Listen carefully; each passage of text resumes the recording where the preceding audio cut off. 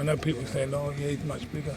No, if Smith can do what he done to him in the first fight, not the second, because the second fight, it was like Smith was struggling with the weight, had to lose so much weight. In the first fight, I mean, anybody involved in that should be ashamed of themselves. Do you think that'll happen? Look, sometimes it won't be sanctioned by anybody or any governing body. Nigel Benn calls out Chris Eubank Jr. ahead of Benn vs. Eubank Jr. rematch. But hold on, this one's wild. Nigel's out here challenging Eubank Jr. himself. A retired legend trying to relive old glory, calling out a prime middleweight like he's still in his 20s. Fans aren't buying it. Social media's roasting him already. I'm actually more confident of this fight than me and Eubank Sr. I'm telling you, man, and I'm being honest with you. I'm more confident in this fight. So here's the twist. After watching his son lose to Eubank Jr., Nigel Benn's pride couldn't take it. Now the father wants revenge himself. He's calling it personal, but let's be honest, it's pure ego. The man's trying to settle his son's score like it's 1993 again. Boxing fans are laughing, not cheering. Because it was something like very personal, that was gone on from the first. And that's when the big guns in the sport, the promoters and pundits, started firing back at Nigel's wild challenge. Frank Warren absolutely humiliated Nigel Benn here, and rightly so. The whole boxing world's in disbelief. A retired fighter calling out Chris Eubank Jr.? That's not bravery, that's embarrassment. Warren's words hit like a jab to Nigel's ego, exposing just how ridiculous this call-out was. Fans called it the most desperate headline of the year. But they wouldn't do that with a football match, would they? Or a rugby match. They just wouldn't do it. So boxing's like considered to be a bastard sport, and do what you like with them. We'll fit them in and sort it out however we like. They don't care. But I'm gonna, we'll see what happens. And there it is, Chris Eubank Jr. firing back with icy precision. He didn't just shut Nigel down, he buried him with facts. Jr. basically called him soft, all talk, no graft. After that press conference, Nigel looked rattled, exposed, and out of his depth. Eubank Jr. handled the whole drama like a man on a mission. Embarrassed and exposed in a press conference. That's the type of people you're dealing with, The guy's never had to work a hard day in his life. Frank Warren dropped the hammer, ashamed of themselves. That's how far this madness has gone. The idea of promoting a 60-year-old man to fight Chris Eubank Jr.? Pure circus. Warren's right. It's not nostalgia, it's reckless. The sport's supposed to evolve, not regress into fantasy matchups. Nigel Benn's call-out officially turned into boxing's biggest joke of the year. I mean, Nigel Benn was going to be in a fight a few years back as well too. So, it might not be licensed by the British Boxing Board of Control, but a comeback in some form could happen.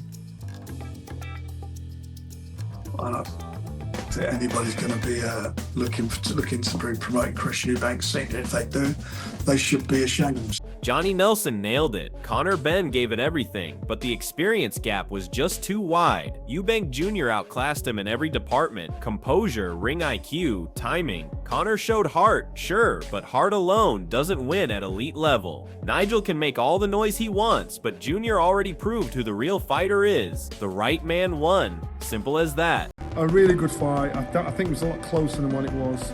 Commend Conor Benn immensely because he put on an amazing performance. Remember, he's a welterweight. Never really boxed at world-class level at 160 or around there. Chris has more experience on the world scene than Conor has. But Conor did himself down. I think the right. Now even Chris Eubank Sr. jumped into the chaos. But unlike Nigel, he did it with class. No cheap call-outs, no desperate headlines, just fatherly motivation. And Sir's message was clear: son, you lead, I follow. It showed the contrast perfectly. One father trying to relive his glory, the other pushing his son to build his own. That's the difference between legacy and ego, and everyone saw it. Conor come back, he'll be a better fighter, We've got a lot to go back.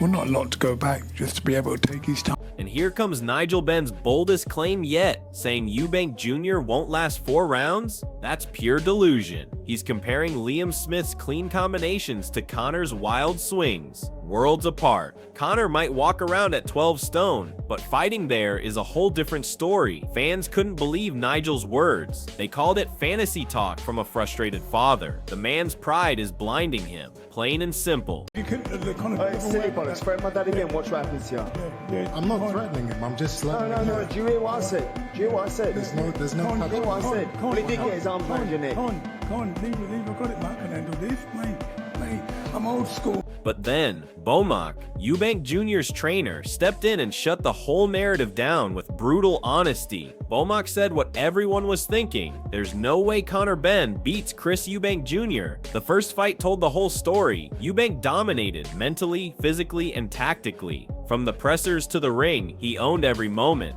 Bomac's calm confidence hit hard. This wasn't trash talk, it was truth. He knows Junior's evolution firsthand. The Benn camp can scream about revenge all they want, but preparation beats passion every single time. I can see that Chris is beating him at everything. The press conference, the stare downs, the fight.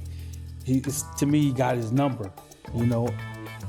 And I think he's going to be in a better position coming into this next fight because Chris knows what to expect. Eddie Hearn tried to play the hero card, but even his words couldn't hide the circus around Team Benn. Zero respect. That's rich coming from the camp that's been begging for a second payday. Conor and Nigel have turned this rivalry into a family reality show. Loud headlines, no substance. Eubank Jr. embarrassed Conor once, and this time he's not just walking into a rematch, he's walking into a rerun. Hearn knows deep down the result won't change. He's selling hope, not strategy. While Eubank Jr. keeps it business, training, evolving, staying sharp, Team Benn keeps talking. You can't win world-class fights with excuses and interviews. Respect is earned inside the ring, and that's exactly where the Benns keep getting exposed. This guy has zero respect for anything.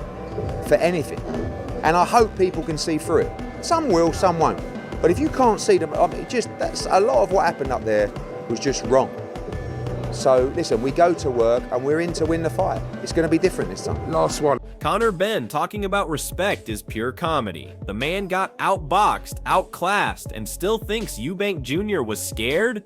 That's delusion of the highest order. He's calling himself the smaller man, yet he's the one making excuses about weight, rehydration, and everything except skill. It's not Eubank who's scared, it's Conor who's haunted by his own performance. Every punch he threw last time was wild, desperate, predictable. Eubank Jr. made him miss, made him pay, and made him question himself. That's not rivalry, that's schooling. And now Conor's pretending to honor a deal? Please, this rematch is his last gasp at relevance. The truth is simple. Eubank Jr. doesn't need to talk. His fists already gave the answer, loud and clear. I wouldn't say there's been a lot of respect anyway. Personally, I don't like him. You know, he thought I was going to be an easy touch, which is why he fought a welterweight. So is there much respect there? Not really, but you know, ultimately, you know, I'm ready to honour my side of the agreement, which was the 2-fight deal, and it's safe to say he's scared. You know, he almost lost. Could have gone either way to a welterweight. Tony Sims calling it historic might be the funniest line of this saga. Historic for what? Watching Eubank Jr. school Benn twice? The first fight was a masterclass. This one's shaping up to be an encore. Sims is doing his job, hyping his fighter, but the confidence feels forced. Deep down, even he knows Conor's not ready for Junior's precision, composure, or mental toughness. This isn't about revenge, it's about redemption, and Conor doesn't have the tools for either. Fans aren't fooled anymore. They've seen the difference between a seasoned pro and a loud prospect. Eubank Jr.'s experience under Bomac has sharpened every edge. If Benn's camp really thinks this rematch will make history, they're right. It'll go down as one of the most predictable beatdowns in British boxing. Fight, and I think Eubank Jr., if he gets this win and there's a new lease of life maybe under Bomac, 2026, maybe finally he could become a world champion, but he's got to get past Conor Benn first, and Conor Benn not just hungry for revenge, he believes he can win this because of what happened first time round, because he went 12 rounds at middleweight, up in class, after a long layoff. Some people fancy Benn in this. Gareth A. Davies touched on the one topic everyone's been whispering about, Conor Benn's legal chaos. The so-called defense around his situation is doing more damage than the first loss itself. Instead of letting his gloves do the talking, Conor's name is being dragged through press statements, lawyer meetings, and technicalities. That's not how a fighter rebuilds his reputation. That's how he hides from the truth. While Benn's trying to lawyer his way back into relevance, Chris Eubank Jr.'s been in the gym, not the courtroom. That's the difference between a professional and a performer. Gareth said it softly, but the undertone was loud. Benn's career isn't being managed anymore, it's being rescued. Every headline, every statement is damage control, not momentum. Meanwhile, Eubank Jr. is letting his work under Bomac speak volumes. Benn's camp keeps talking about comebacks and clean slates, but you can't rewrite history when the whole world saw the schooling live. The legal talk just proves it. The fight game's moved on, and Conor's still stuck defending his past. I think he's already had lawyers for his scenario, for his situation. They've represented him. I did read briefly earlier that he did have representation from a legal firm.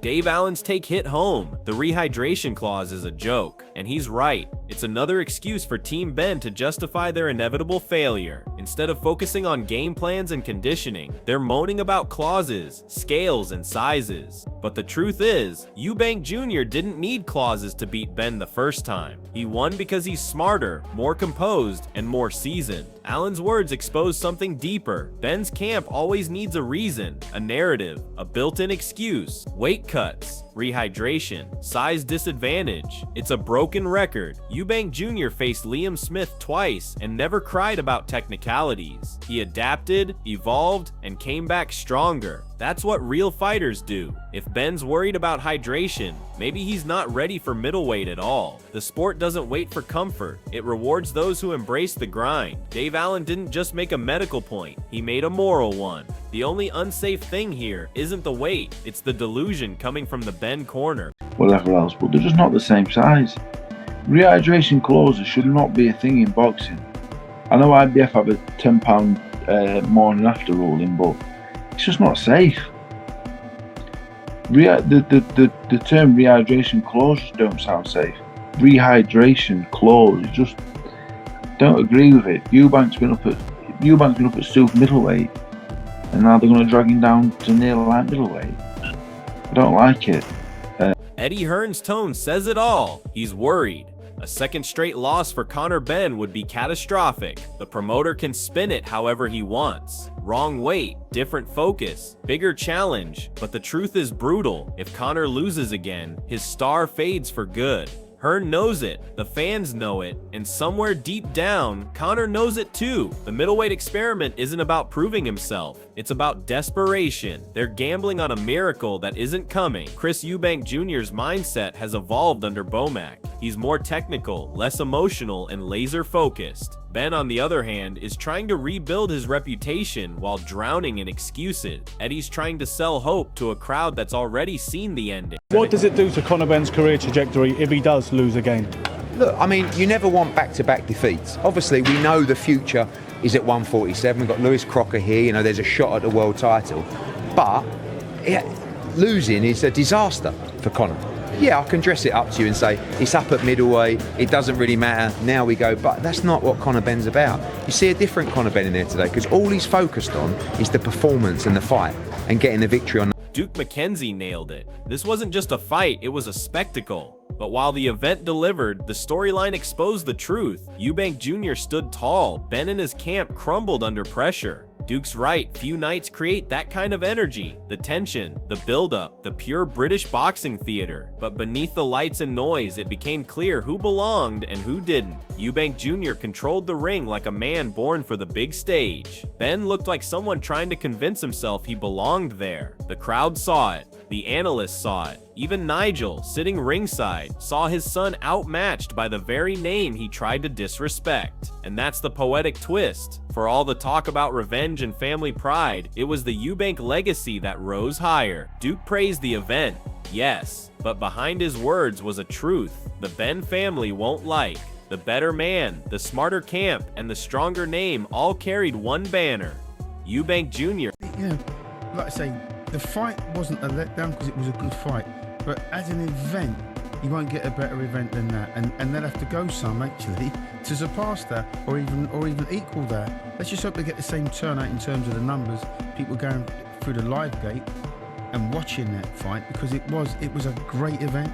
There's no ifs, buts, or maybes. You won't get world title fights that actually are a better event. So here we are, Eubank Jr. versus Benn 2, the rematch nobody thought would happen, but everybody wants to see. It's more than just a fight now, it's legacy versus desperation, class versus chaos. If Chris Eubank Jr. wins again, he cements himself as one of Britain's most composed and disciplined middleweights of this era, a man who silenced the Benn name twice and built his own redemption arc. But if Conor Benn somehow shocks the world, it's the only thing that can save his crumbling credibility and his family's pride after months of excuses, call-outs, and controversy. The atmosphere will be electric, the pressure unbearable, and only one fighter has proven he can handle that heat. Now the question is yours, are you backing Chris Eubank Jr. to finish the job once and for all, or do you believe Conor Benn can pull off the miracle? Drop your thoughts below.